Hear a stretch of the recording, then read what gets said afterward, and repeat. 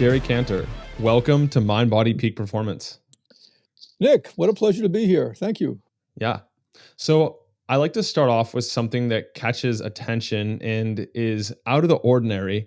And I was scrolling through your website earlier today, doing my homework for this show, and I saw that you mentioned there's actually a benefit of acute illness. And then you contrasted that with chronic conditions. Can you elaborate on that? Yeah. So there's an adage I've made up that acute illness detoxifies and chronic illness informs. Just one more way of showing what a different universe homeopaths inhabit. When you take a remedy, a good constitutional remedy, it tricks your vital force into converting a chronic problem, which we don't like, into something like an acute problem. Why is that good? Because acute illnesses have a beginning, a middle, and an end. Chronic illnesses do not. You just have good days and bad days, and you're just sort of stuck in this endless stream of the playing out of polarities. So, that's completely the opposite of how illness is construed today.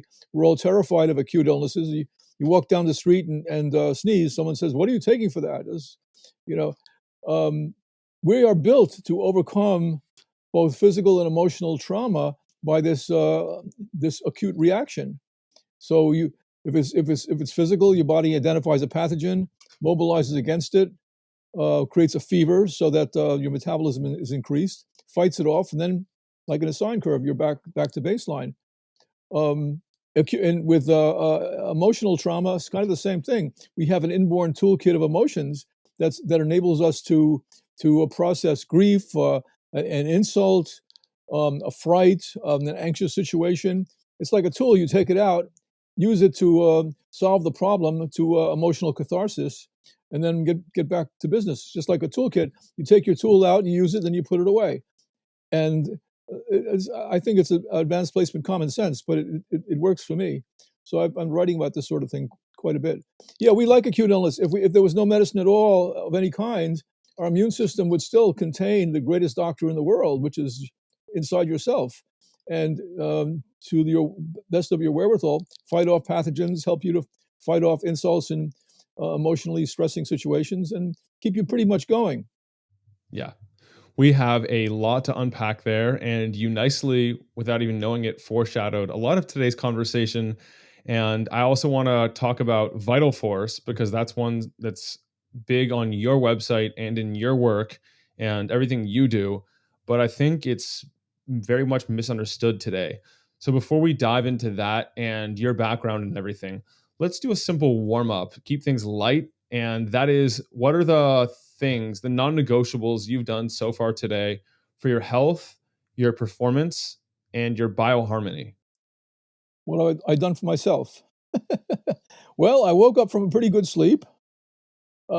Sleeping is incredibly important. We take it for granted, but boy, if you don't have it, you can get really quite messed up. When I wake up, I do I do some qigong. I do my Tai Chi form. I happen to do oil pulling. I do some yoga. It's a workout that takes me maybe 15, 20 minutes. Then I have a big glass of water and I have breakfast and head out to work. If I had a lot of time where I was retired, sometimes I would do 40 minutes of meditation. These days, I don't have quite that much time, so I try to do meditative postures in yoga. Yeah, meditative postures and qigong are both active meditations. Yes. They can be. Well, let's talk now about homeopathy. And that is a subject that has all kinds of misconceptions and red tape around it. And I think it's very misunderstood, by myself included. So, will you break down the anatomy of homeopathy, how it works, and what are like the core messages that are most important to know about it? Yeah, sure. You're right about it being misunderstood. I think that's uh, been fed purposively by the powers that be that profit from people mixing it up with herbalism, another word that starts with H. Anything holistic, another H word. A lot of things are holistic. Homeopathy is holistic, but there are lots of things that are holistic that are not homeopathic. They have also convinced us that it's a synonym. Homeopathy is synonym for anything gentle. That's nonsense too. Let's break it down. Homeo means same as. Apathy is sickness. Same to treat sickness. This is the law of similars. The law of similars says that you can treat what a substance causes. So, and here's how research works with homeopathy. We get a bunch of healthy subjects, not sick subjects, who are all around the same age. They agree to take a substance. We don't tell them what it is. They ingest some kind of mystery substance for a period of weeks or months, and they keep journals so that we can find out exactly what the effect of that one substance is, very specifically. So we like weird, strange, and unique symptoms that are experienced across the board, because those are clues, those tags for that particular substance that we're researching. And as I said, we don't tell the researchers what they're taking. Let's say 9 out of 10 report that they sneeze when they see a piano. That sounds ridiculous, but it could be a really wonderful clue because that's such an identifier. If on day 3 or 4 someone says, "Oh, I got a terrible headache, but a brick fell on my head just before," we don't count that. You know, it's a matter of excluding things. I don't know if you saw recently, but a fantastic example of this. The suspected serial killer Brian Koberger in the Idaho killings, and those 4 students, 3 of them women. So I was reading about him. He's a very interesting guy. He was a criminology student, PhD level. He's kind of a Dostoevskian character, thinking he could commit a crime because he was so much smarter than everybody else. Or also like the thrill killers, Leopold and Loeb, who just wanted to do something because they thought they were smart enough to get away with it. Well, anyway, in the blogs that were reported about him, he described having this symptom, which is perfectly, tremendously interesting to someone like me, called visual snow. And in his visual field, it's like everything is covered with static, and everything's white. And all his problems, which included his addiction, his violent thoughts, his paranoia, all stemmed from when that symptom arose. So I took his case on my own, given what I had. That kind of symptom is tremendously important, and I came upon a remedy that kind of tied everything together for him. So I mean, that's more interesting and evocative than sneezing when you see a piano. But that's really how homeopathy works. If someone has something that peculiar, that differentiating, that's something that my case, my analysis of the case must cover that symptom. It's a bottom line thing for me. The inverse of the law of similars is what would come through the proving, which I call the law of inculcation. So if my patient is sitting in the room and I say, there's a substance that if I gave it to about 10 people your same age who had nothing in common with you, would create a version of you. That state that you have, your symptoms, your visual snow, your hot buttons, your behaviors, some of your values would be artificially created by the influence of this substance in a whole range of other people. I can't say generic people, that would be too perfect. There's no such thing. But a range of people with nothing in common with you start to feel like you do. So that substance made very dilute, given to you, can be a medicine of tremendous importance.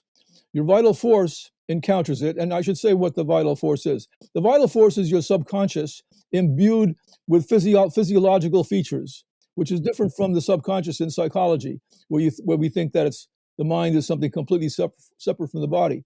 In homeopathy land, where everything is holistic, is integrated, the body, the physical symptoms, actually are just as expressive as what comes out of your mouth, anything that you say, provided you can interpret them. In the visual snow example, and I wrote about this, there's a meaning to why the visual field is like this. And it's a whole long description in relationship to the remedy, which is called plum bum, and it's made from lead. I tied all these things together and I kind of deconstructed what that symptom means. Anyway, the vital force encounters the essence of this substance, not the gross amount, and it says, "Oh my God, I hate that." Now you just showed me exactly what I absolutely can't stand. But wait a minute. There's hardly any of it there. There's hardly any of it there. Give me another shot at this. In the past, it was way too much for me. I produced polarities. I put you in a chronic state. Give me another shot at this. Not so bad. So you revisit the scene of the crime under more favorable circumstances. Now, if you want to cut this down to something very, very easy, so you'll never forget it, getting back on the horse that threw you. It's as simple as that. If a horse throws you and you live in a culture where it's really important that you be able to ride a horse, it's not just recreational, That could be a really serious thing. Someone gets thrown from a horse and says, I'm never getting on a horse again. Well, you may not put him on the same crazy horse that threw him, but it's maybe a junior version of that, some other horse, not an elephant, not a camel, got to be alike, like in the law of similar, something like. So, well, anyway, when you get back on that pony or a gentler horse, you start having an acute reaction, like I was talking about before. Oh my God, I'm on a horse again. This is terrible. This is awful. I'm re-engaging with this thing. And then you get led around the corral, nothing happens, and you're processing the fear, just like you process with a remedy. By the time you're come off the horse at the end of the corral, you have changed. You have your psyche, your vital force has shifted. You say, maybe it wasn't all horses. Maybe it was just that one horse. I'm back to baseline. So the pony is like the remedy. It's a junior version of your problem, and you directly faced your demon. You return to the scene of the crime under more favorable circumstances. Of course, it's much more complicated with homeopathy. Brian Kohlberger, if I was able to treat him with plum balm, there's many things around that substance. He may never have been actually poisoned by lead, but he has all the features. There's something about it, and that would take like more of a homeopathic discussion to see why he has this resonance with lead, the heaviest metal.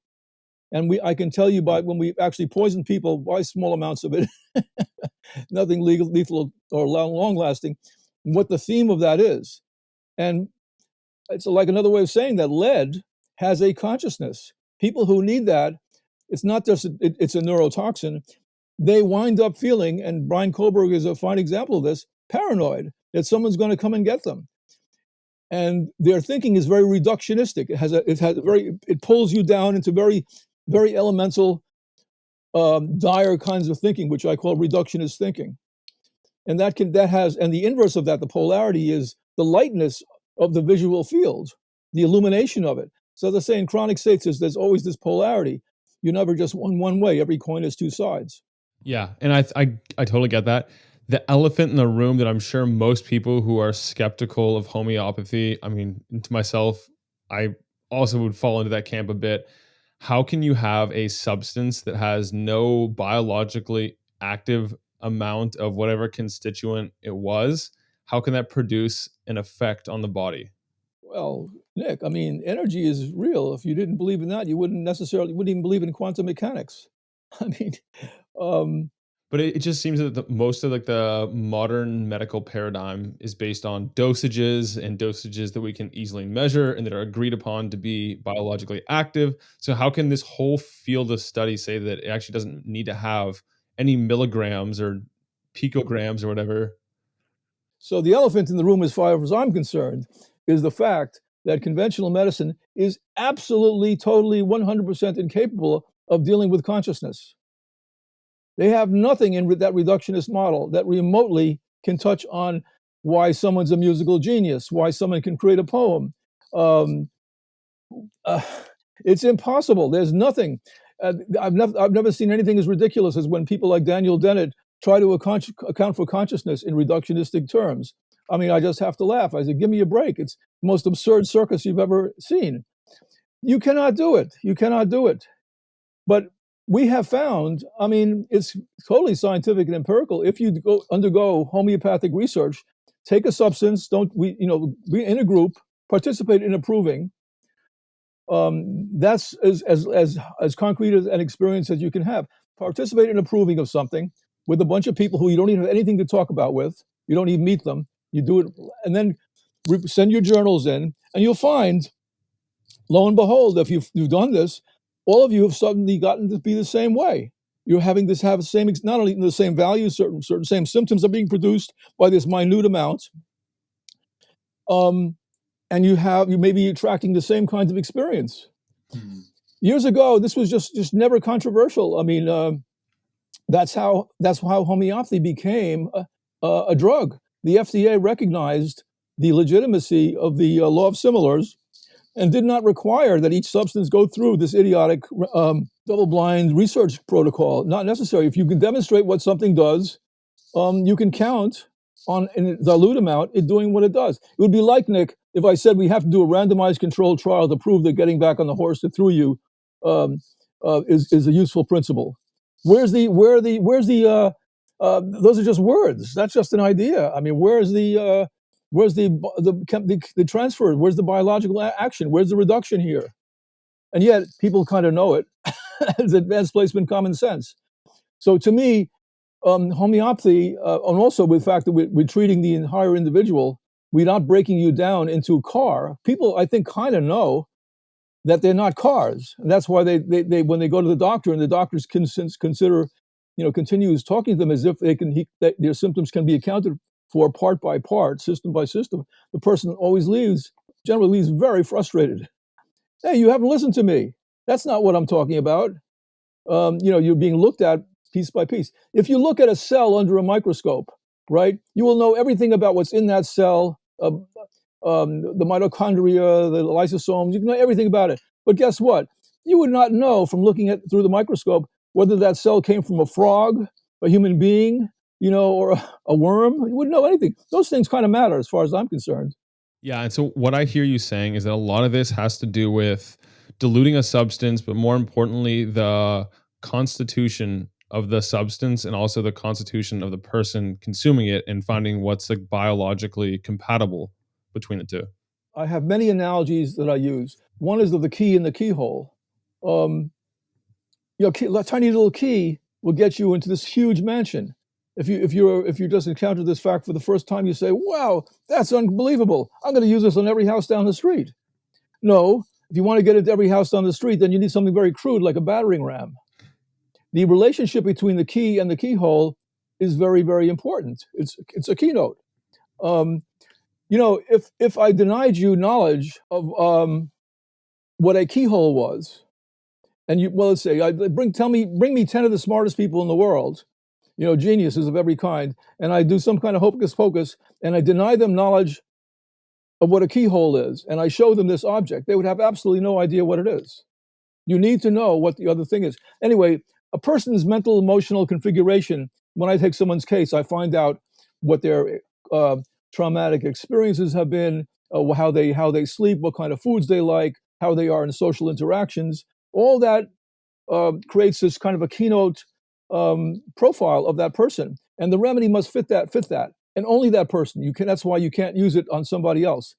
Like in my visual snow article, I would get an email from somebody. Have you treated visual snow before? Well, I always have to say it's not diagnosis driven. That particular individual, who happens to be apparently has been a killer, needs plum bum. But I've also given it to infants who just had poor cognition. They're not the same. But the keynotes there at some other level are there. I have to identify them. It's one by one. It's not diagnosis driven. And again, the key that works on my mansion is not going to work on yours. Yeah, that makes sense. And I like when I think about the qualitative versus quantitative approach to this, the quantitative is the one that medicine is currently using for the most part. You run a battery of lab tests, you get back numbers. But I think that you can also approximate the same thing and a lot more from taking the qualitative approach and observing someone, hearing about their experience of reality, their symptoms. You get so much more information, so much richness. The only cost of that approach is it takes more time. That's right. Yeah, the quantitative approach. I mean, our country has always been fascinated by technology, the stethoscope. You still, once you do that, oh, it's fantastic. I broke this down to numbers, but then you have to go back and reinterpret them again. And you have to go back and do this. I've looked at old textbooks, American medical textbooks, like by William Osler, and he had a book on pulses, which is almost as sophisticated as a Chinese medical text on pulses. At one time, doctors actually felt your pulse, and apart from that, the number of the beats, like a Chinese doctor would feel for the quality of it. Was it tight? Was it stringy? Was it spongy? Which position was it like? And you get a lot of information about that. Yeah, the old kinds of medicines. I'm an acupuncturist too. Looking at the tongue, good luck if you try to quantify the data that you see on a tongue. Very, very interesting stuff. I mean, and very difficult to interpret the tongue, the pulse too. But if you put the time into it, it can be done, and you get very specific information about somebody. It seems magical to someone who's never had it done before. How did you know that? How did you know I had a heart murmur, or I had, or that when I was 12 I had a miscarriage, or something? How do you know that? Some of these things with really sophisticated pulse takers, they come out. But yeah, we like abstraction. We think that means we're smart. But then again, if you really are conscientious, you've got to go back and reinterpret that data. It's not doesn't tell you a damn thing by itself. Yeah. So then, based on that knowledge, how do you do those proving studies where a bunch of random people all take the same thing and report the same effects? If it's constitution based rather than diagnosis based, why would they have similar experiences? I'm sure they wouldn't all happen to have the same exact constitutions. Okay, they're not taking a remedy, understand? So this is the little tricky thing. What they're taking is a small amount of the substance that's not homeopathic. It's just not large enough to do them permanent harm. It's a certain amount. It's a certain amount, and also they take it on a regular basis. They all would take it the same time. It's a often it would be like a 30C. There's many ways of doing it actually, but the point is, it's not a purely highly dilute homeopathic substance. There's also a way of doing it in trituration form. You asked me about triturations, whereby people do get together, and I've done this. I've done this sort of thing myself. You get people together over the weekend, you give them all mortar and pestle bowls and this mystery substance. They sit and they grind it, and they turn it into something repeatedly through the entire afternoon, and they're inhaling that, and they're sitting there all together, and you do this. Bringing that substance to various levels. And then you have this debriefing. And what's fascinating about that is what actually happens, what kind of conversations people have while they're doing that, and how they feel. All that stuff starts coming out. So that's a compressed version of a proving, which otherwise would take maybe several months. And over the course of an afternoon, with a substance, you would get a surprising result. I did that with Lipitor once. I had a group come over, and I didn't tell them what they were grinding away at, and we started to do a trituration proving of Lipitor. So with that, you don't actually ingest the substance; you just work with it and you crush it in a mortar and pestle. Uh, let's see, what do we do there? There's so many ways. Basically, the process of actually doing that was enough, but I think at the end of the day, I think probably we did take it. We did actually just do it. But the point is, when you're doing it that way with mortar and pestle, you can accomplish something interesting over the course of a weekend that might otherwise take quite a bit longer. And not all substances that you can do a trituration from. If it's an energy, proving you're doing, you can't do that. Just certain kinds of material substances. Yeah, that would make sense. But we haven't even touched on your background at all. How did you get interested and involved in homeopathy to begin with? Oh, well, I'd been doing acupuncture for quite a long time, which is a whole story in itself. And it was beginning to come a little bit mechanical to me, and I was thinking I wanted to expand my repertoire. So at that time, I guess what other people in my generation did was learn herbs. It didn't have a calling for me. I didn't really want to study herbs. And I thought that with homeopathy, and I had a very poor understanding of it, I thought I can just get a program, punch some things into my computer and find a good adjunctive remedy to give my acupuncture clients. Boy, was I wrong. Anyway, when that happened, and then to me, I swear, it's something mystical happened. There are such things as callings. I was never even interested in homeopathy before. In fact, I found a complete set of notes when I was in acupuncture school about it, and I had absolutely no interest in homeopathy. And I took these notes and I put them away. But many years later, honest to God, I woke up one morning and something said I had to do it. And I felt like I was tricked. I was tricked into doing, because I had no understanding of it. I thought I would just have a computer program. But I enrolled in school, and then I found that I wasn't really interested in learning it the normal way either, by just learning the mechanical skill of repetitorization. What I fell in love with was homeopathic materia medica. And this ties into my earlier background as a student, because I was a philosophy student as an undergraduate and in a PhD program. And the branch of academic philosophy that caught me was called phenomenology. And it took me 30 years to find out what that would be good for, until I discovered homeopathy. Because in phenomenology, you're identifying your biases, all your filters, and not getting pissed off about it or being bothered, but putting it aside so that you can look at someone or a phenomenon as much as possible in and of what it is itself, apart from your bias. And that is exactly what is necessary when you're doing homeopathy. I mean, if Brian Koberger was my client, walked into my office, And I said, "Get out of here! You're a killer. I mean, I can't stand anything about you. Who do you think you are?" I couldn't treat him. Now I'd probably report him to the police anyway. Um, but if someone like that was in my care, and I have in any homeopath's caseload, we have a huge range of people.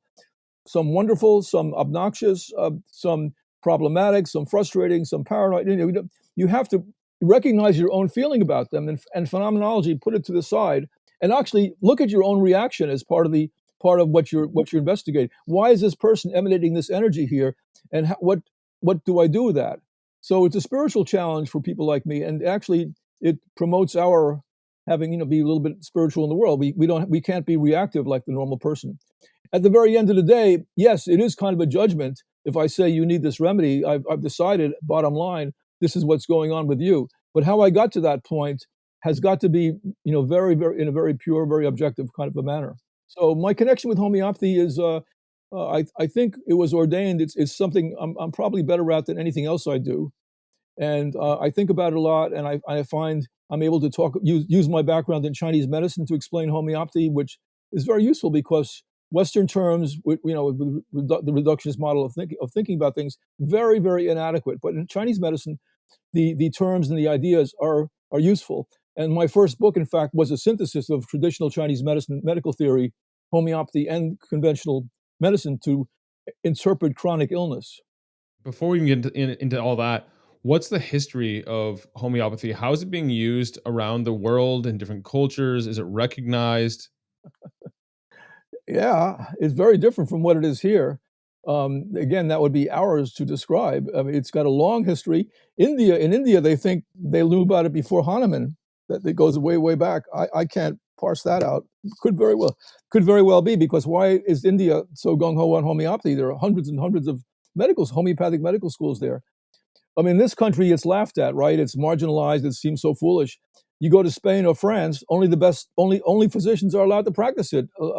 I mean, at the highest level of physicians can practice it. It's at the center of the Swiss medical system. If you go to South America, you'll see homeopathic pharmacies on the corners of many blocks in the cities.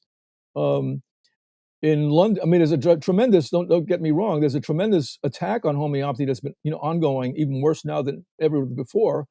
In England, where it's been part of the National Health Service for 200 years, they're kind of moving to push it out. In this country, right, even though the FDA is the one who designated homeopathic remedies drugs, meaning they have more official standing than herbs and vitamins and nutritional supplements, they are now saying it doesn't work. I mean, there's a a lot of ridiculosity around this and a huge amount of hypocrisy, but mainly because of political things. I mean, it cannot get any simpler than this, Nick. Homeopathic remedies, nobody has a patent on them. Guess what? Pharmaceuticals do. And it's a lot of money to create that patent and push that through the FDA, and they want their money back. They want get their investment back. That makes for a lot of economic benefit, but it's not very good for our health. Homeopathy is wonderful medicine, and it's cheap, and it also doesn't serve the purpose of sweeping everything under the rug and making you dependent on something. You actually still have to engage with your issues. The remedies help you to do that, but they do not erase your symptoms. You don't go through a good remedy without learning something really powerful and important and having your perspective shifted. And I think we've sort of regressed as Americans, and we want the easy way out for everything. And boy, are we going to suffer. So what's a typical, I guess there's no typical like presentation and like timeline of how things roll out with clients and patients. I'm not sure what the correct term is, but if someone comes to you and you prescribe them, is that the right term? Prescribe them a remedy. What does it look like from their perspective after that? They start taking it for a couple weeks and they might feel better or worse before they feel better.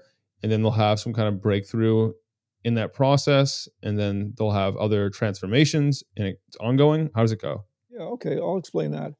In the best case scenario where they're not on any kind of medications and I don't have to detoxify them through some arduous homeopathic detoxification process, they come. I like to ask for what I call a brain dump, just fun. I like to ask. It's not mandatory, but I like people to write me a mini autobiography and telling me their life story, focusing on powerful events in their lives, turmoil, upheavals, losses, both the content of that and how they write is interesting to me. Everything is interesting to me. I'm even interested in how they park their car, if I could get to see them before they do that. Anyway, so let's say they've done that, and I have read this, and then they show up in my office, or we're working by Zoom, and it's I try to put people at ease. It's not a heavy, professional. "Oh, I'm going to analyze you" kind of thing. I just get to know them. A lot of my conversation involves distracting them from what they think they've got to do. I want to catch them unawares. My job is detective work. It's a spiritual forensics where I need to find out not just what they're telling me and listen to that, but what they don't want to tell me and what they cannot tell me, and what their gestures and their symptoms are saying. And to do that, that's the homeopathic skill set. At some point, I mean, I'll just listen. Let's see what they say. My most important question is often, "What's your hot button? What's the situation you least like to be in?" Part two of that question: What do you do when your push button is pushed? Do you get drunk? Do you punch somebody in the nose? Do you withdraw? Do you become irritable? Do you overeat? Many, many parts of that, and that tells me how we become uncomfortable has a great deal to do with how we get sick. As we go into the interview and I'm start suspecting what they're about, I will start asking weird questions. Do you sneeze when you see a piano? No, I don't do that one. But what would be some of the weird questions? If I say, "Do you ever feel like you just constantly have to clear your throat?" Then they may not have said a thing about that, but if I'm suspecting a remedy, they say, "How'd you know that?" "Yeah, I do that all the time." Um, I'll be narrow. My questions are narrowing in on something. I'm going down a certain road, and if it's not fruitful, I deviate entirely. You got to dance pretty fast. But it's like my own personal algorithm, and sometimes I will repertorize, which is to translate their symptoms into what are called rubrics, and put them into my program, and my program will then um, rank those, relate those rubrics to the remedies that are prominent in terms of those symptoms. So homeopaths constantly toggle between two books.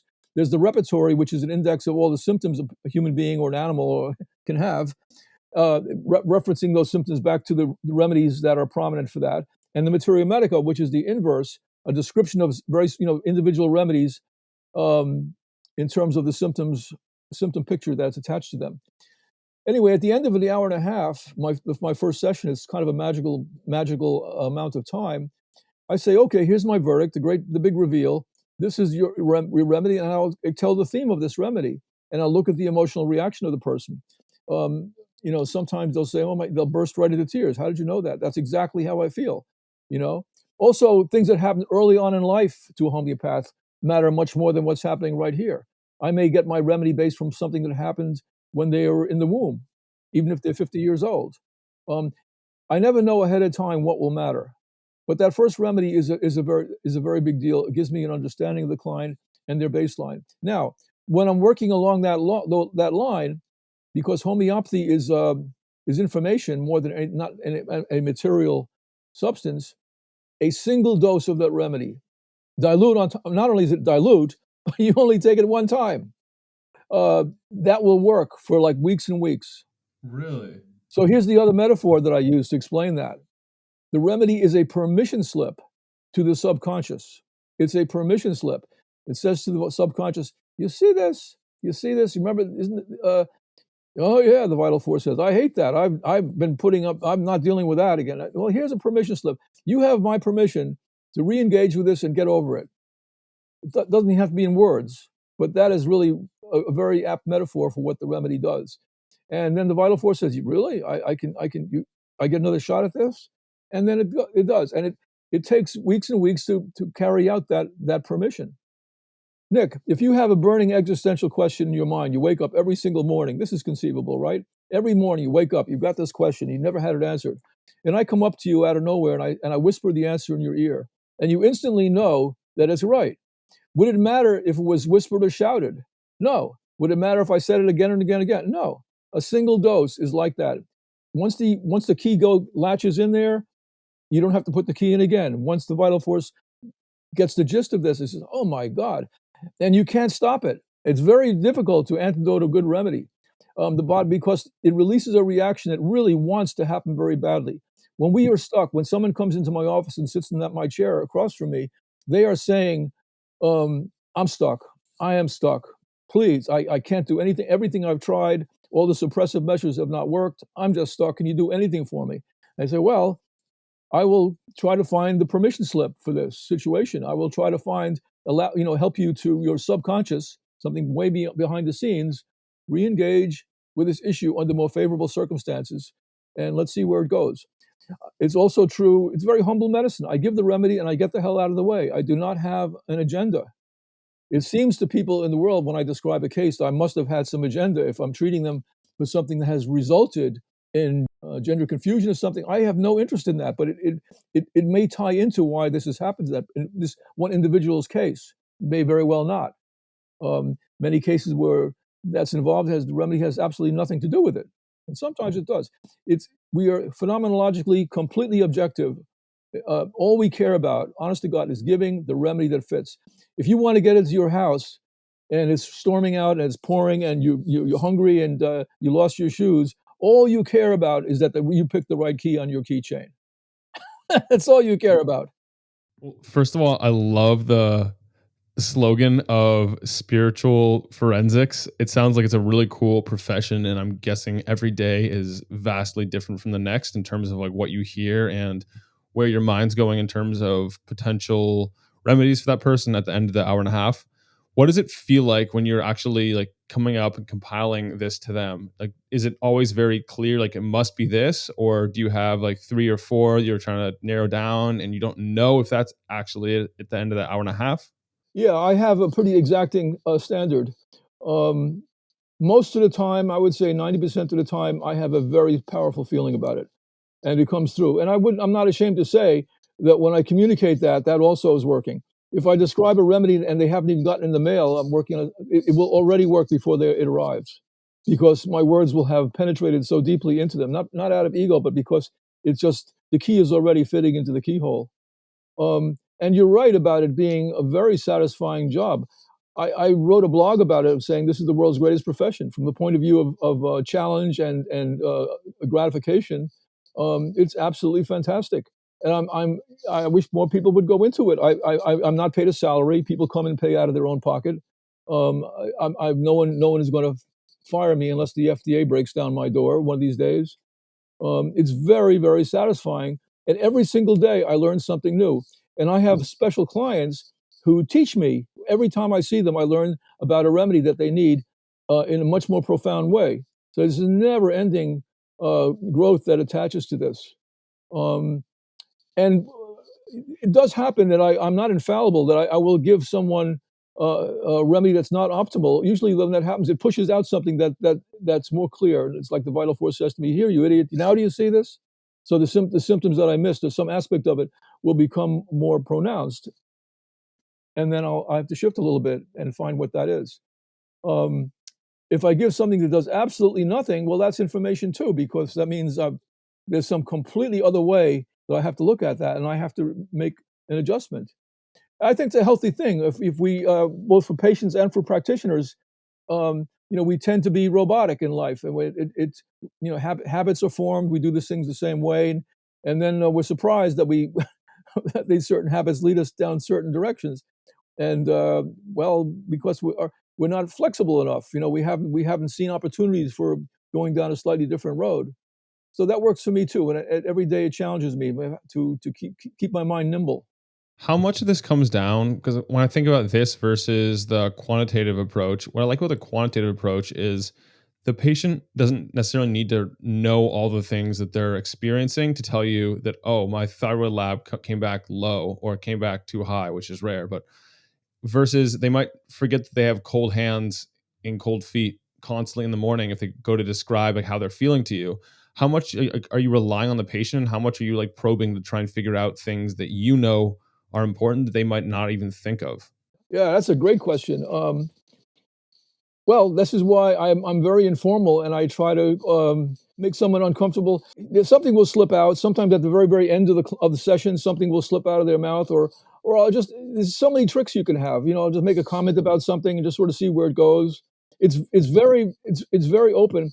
Most of the time, in that magical time of an hour and a half, I will find a way to get to everything. But sometimes some secrets are so deeply buried that people really can fool you for quite some time, and something won't come out until the third or fourth session. And they'll say, "What? Are you kidding me? You're telling me this now? That your sister committed suicide when you were 2 years old?" I mean, that's too obvious an example, but I mean, people are very, very nonchalant about the most significant things that happen, and the reason why that is, because if they weren't, it wouldn't be that they wouldn't be that nonchalant about it. People do bury things. It's just some things are too horrific, and they've gotten so used to never talking about something, they assume that's just how it is. So the trick of being there's many tricks to being a good homeopath, but one is listening, and one is also listening for what's not being revealed. But the symptoms will often reveal it.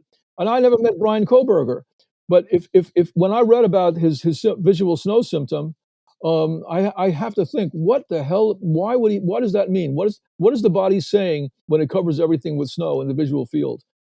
Not only do I want to address that, but I want to know what that symptom is expressing. And what I was saying to you is this example I keep returning to is that it's the flip side of a very deep, it's the illumination of the field, but which also obscures, is the inverse of what's going on with him psychologically, which involves a tremendous leaden heaviness that darkens everything. If you have something like that, the opposite must also be there someplace. So I'll also always look for the opposite of what they're portraying. Every psyche is contains a polarity, and at least from people who are sitting here. I love this model you're describing of just gently nudging the body back into like homeostasis, back into proper alignment with these remedies. It's not like forcing anything, it's just very gentle, and it's like getting the body to remember itself. It fits squarely into the concept of bioharmony that I talk so much about, of really working with the body instead of trying to force it into certain outcomes that might work temporarily but have long-term consequences. Well, I'll say this also, Rick. I mean, Chinese medicine talks about harmonization of the energy and getting you back to baseline. Homeopathy is actually a little bit more ambitious. To me, one more metaphor to describe a remedy. I think of it as a bomb placed deep in the subconscious, so that when it goes off, the landscape is really altered. The smoke clears, the dust settles. You're not just back at baseline. You have learned something. You've processed something that has been bugging you for a long, long time, and that leaves you not just back at some generic even level, but at a place where you have an altered perspective, and you're able to entertain possibilities you never did before, that are also within, but that pertain to your soul, to your karma. So another way of thinking about it, so many ways, it enhances your progress through karma. Yeah, It exactly. facilitates it. Yeah, baseline being your highest potential, your highest personal expression. Now Which we're I talking the same language, right? Peak experience, yeah, exactly. peak performance. Yeah. How does the success of like homeopathic remedies compare to the typical standard of care like psychopharms? Oh my God. Maybe you haven't seen some of my blogs recently. Yeah. Psychopharm, yeah. The person you want to talk to about this is Bob Whitaker, who's an award-winning journalist who's used the psychopharma industry's own information, its own statistic to show how devastatingly bad that is. It's one of the greatest tragedies of this country.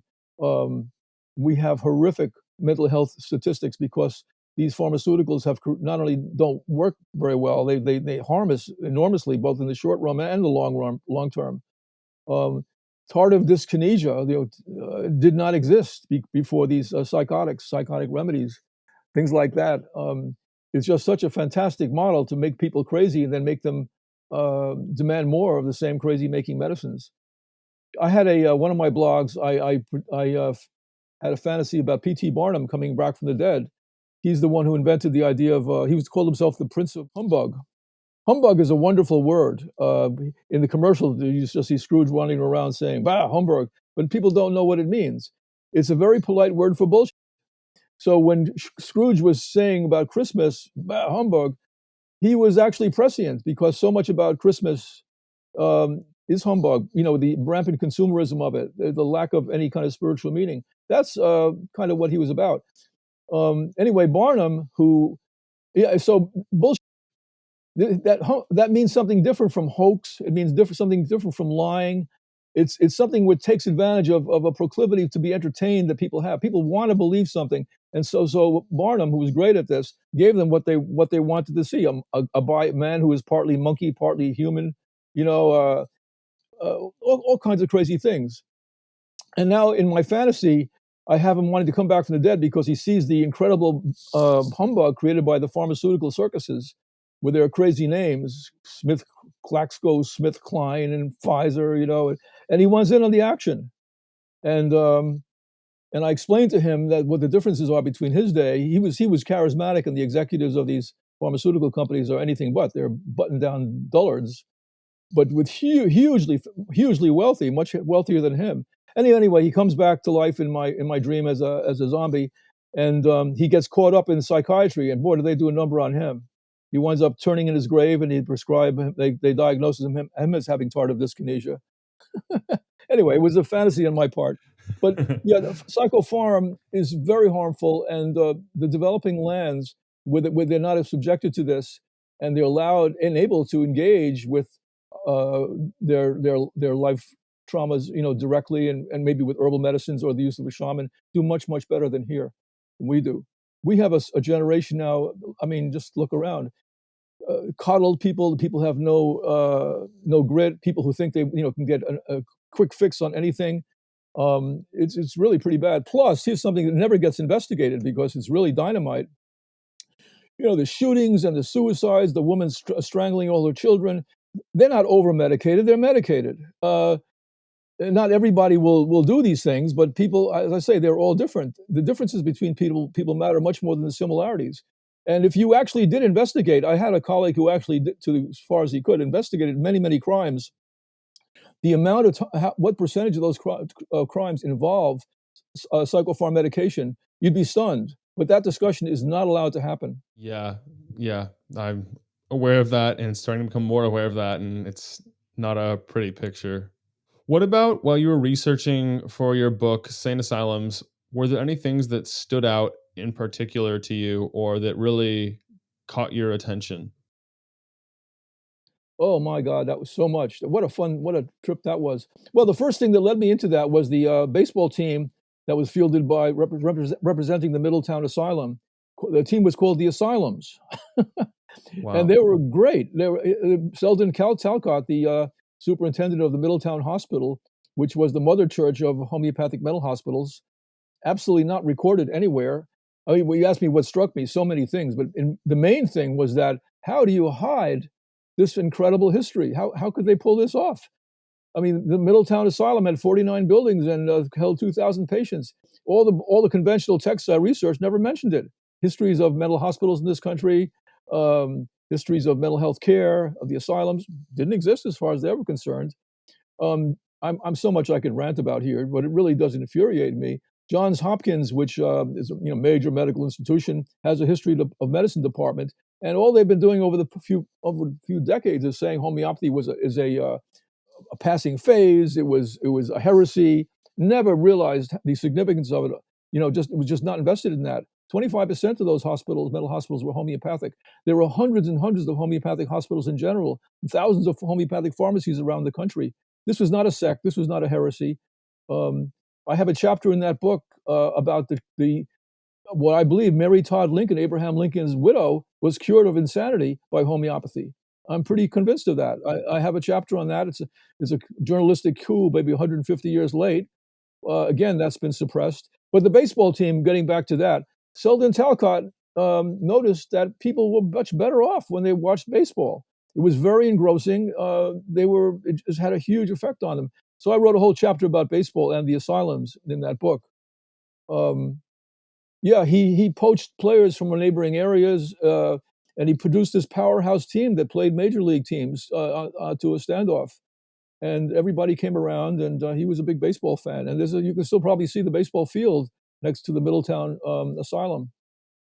Many things about this adventure absolutely stunned me, but probably none more than the fact that I thought I was going mad. But how could it be that a homeopath, I'm not a historian. Why is it fallen to me to do this and to learn about all this stuff? It's a lot of information. You had to dig a little bit, but it was not inaccessible. but was very clearly suppressed. And that really angers me, that this should not be the Soviet Union where you decide somebody is, you don't like somebody, so you get everybody to pretend he didn't exist. That shouldn't be.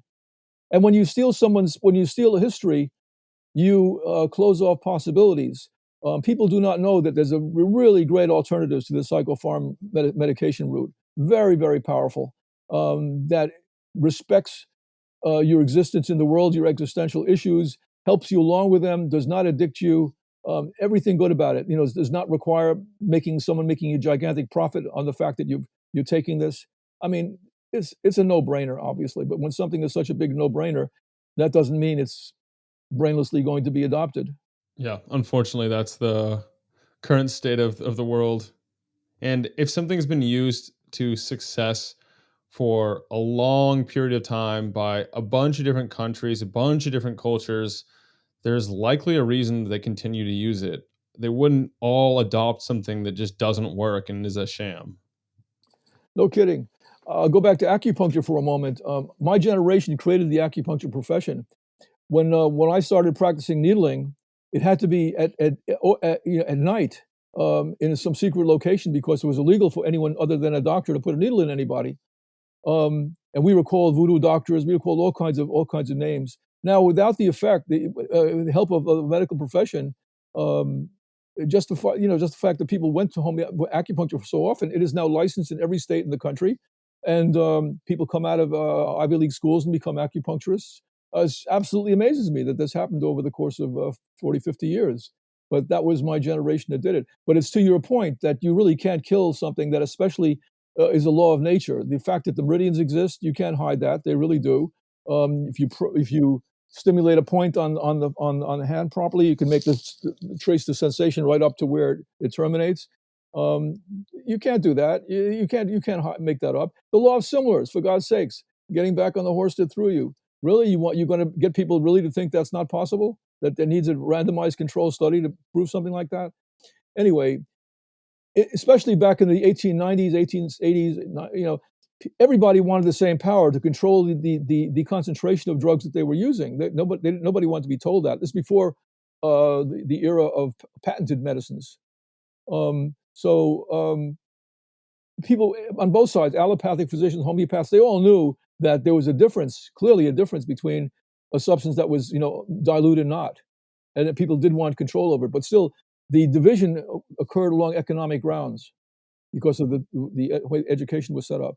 All right, Jerry, we will start to close this one out. But if people are interested in connecting with you on the internet or grabbing a copy of your book, how do they find you? Well, Sane Asylums is brought out by Simon and Schuster. All they've got to do is Google Sane Asylums, Jerry Kantor, maybe put Simon and Schuster in there. But you can get it anywhere. It's on Amazon. It's quite a few sites carry it.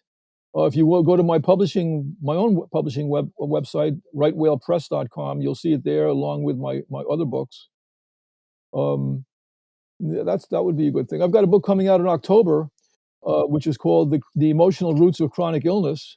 And if you Google that, as for the catalog page, you'll see what that's all about. And that touches on some of the things we talked about here. Each of these remedies, which is why I find them so interesting, embodies an existential question. And if you don't resolve it, you'll get sick over it. I mean, it takes someone like me to maybe explain that a little bit, but it's not that mysterious.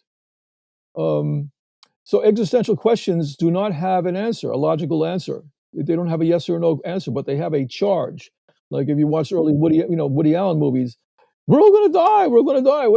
How can you be walking around when you know this? Well, some people walk around knowing that they're going to die, and they don't become hysterical neurotics like Woody Allen, a Woody Allen character. So that's a typical one. And we use the word existential now all the time because of the climate crisis. It means more than, oh my God, we're going to die. It means more than that. It's the realm which we want to understand something really deeply. And every individual has some question that is driving them. There's something going on, something happened in the history that is a constant form of torment. And if it gets out of hand, and it has ramifications. It can make you sick. Here's one more adage about homeopathy I'll leave you with. What matters in homeopathy land is the differences between people much more than the similarities. The idea of similarities is why we have this idea what's normal and what's not. People come and say, "Is this normal? Is that normal?" Homeopaths don't like that question. There really is quite a range of what's normal. Um, we all have, you and I have the same number of bones, we're roughly the same size, we have the same organ systems. That's not important from the standpoint of caring for either you or me. What matters is our differences, what your hot button is, what mine is.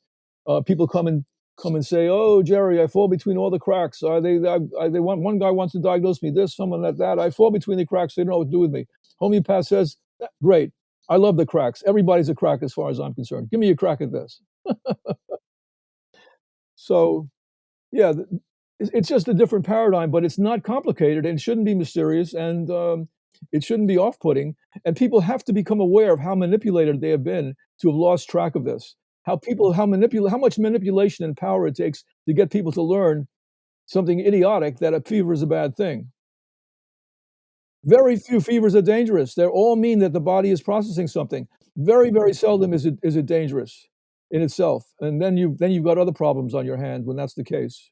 Yeah, I wrote about that in the post I did on bioharmony, and I mentioned that exact example of suppressing a fever, what that does long term, and why you want to let it run its course unless it gets dangerously high.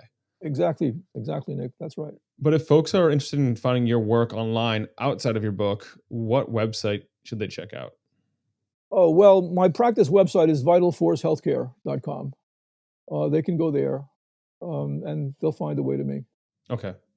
And now to the question that I ask every single guest, and that is if there was a burning of the books and all knowledge on the planet or universe is gone, you get to save the works of three teachers. Who do you choose and why? Okay, I thought about that this morning, and I got a big kick out of what I came up with. Okay, the first book I would pick is the Tao Te Ching, the Book of Changes in Chinese Medicine.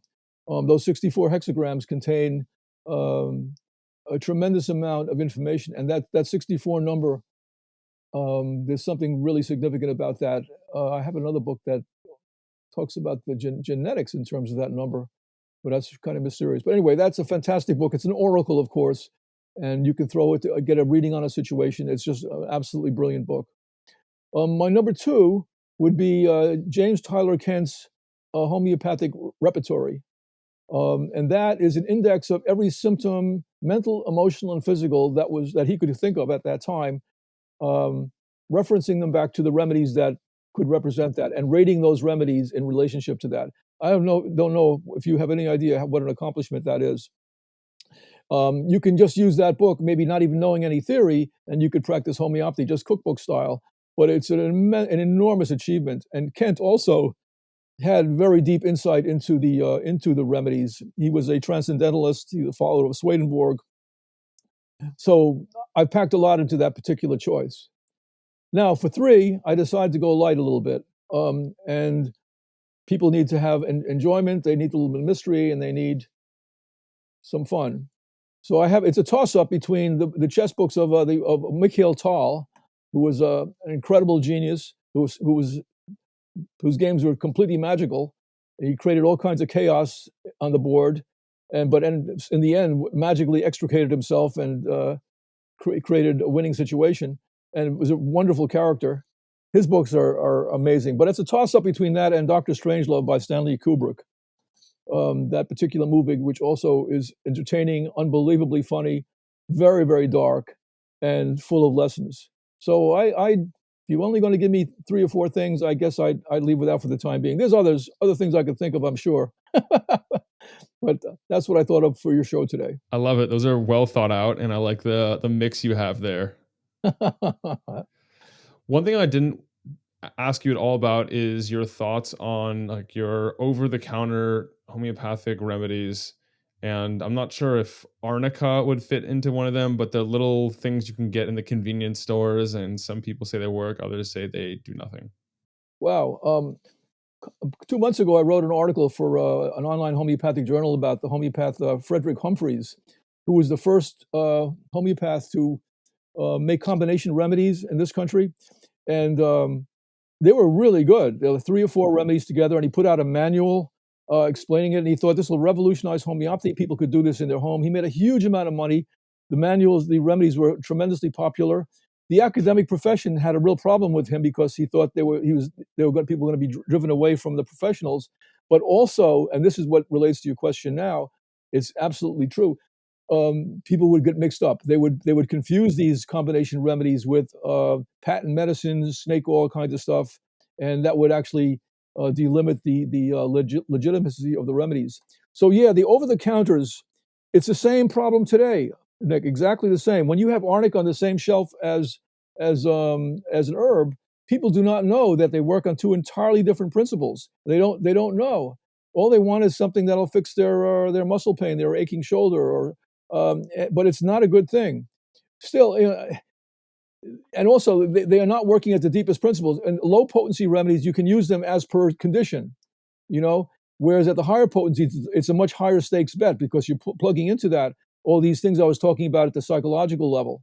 But the lower potency remedies, yeah, they keep homeopathy in the game and without actually getting anybody to think about anything. So I've got very mixed feelings about it, just like the academics who were critical of Frederick Humphreys. But a good thing about it is, well, okay, at least homeopathy cannot be completely wiped off the shelves. People will always know it. They'll use the word even if they misuse it. It's still in the game, you know. But the stuff I'm talking to you about through most of this show, involving spiritual forensics and helping people to engage with their existential issues and not being fearful about disease, recognizing that a disease, chronic inflammation, informs. Acute illness detoxifies. Chronic illness is something that you should learn from and find out what's going on there. What's this bone that's your vital force is gnawing all the time? It's not only uncomfortable and rotten to be sick, but it's limiting your existence. This is the only life we have just now. You should go through it and learn something from it. You don't want to be sitting on the beach just sipping pina coladas your whole life either. You're not going to get anywhere. All right. What's one thing that your tribe does not know about you? My tribe. They may not know, but I belong to a tribe. I belong to the tribe of people who like boxing. Oh. I was a martial artist for a long time, and I just love boxing. I always have. There's other things I like too. I like cross-country skiing, but people might be surprised that I'm a boxing fan. Interesting. I'm surprised. Well, it's been a pleasure hosting you today. Thank you for joining me on the Mind Body Peak Performance podcast. Until next time, I'm Nick Urban here with Jerry Kantor, signing out from mindbodypeak.com. Have a great week and be an outlier. I hope that this has been helpful for you. If you enjoyed it, subscribe and hit the thumbs up. I love knowing who's in the 1% committed to reaching their full potential. Comment 1% below so that I know who you are. For all the resources and links, meet me on my website at mindbodypeak.com. I appreciate you and look forward to connecting with you. As a reminder, the information depicted in this video is for information purposes only. Please consult your primary healthcare professional before making any lifestyle changes.